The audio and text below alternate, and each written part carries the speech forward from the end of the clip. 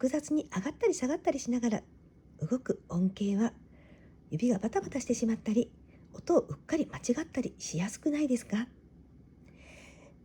そんな時は、一つの塊、一度に指を置ける場所を見つけてみてね。ここまでが一つの塊。その後にこれだけがこんな風に動く。手のまとまった動きを見つけましょう。まとまった動きを見つけたら、そのポジション通りにスムーズに動く練習をしてみましょう。歌いながらこれができればバッチリ。ポジションで動く練習してみてくださいね。スムーズに弾けるようになりますよ。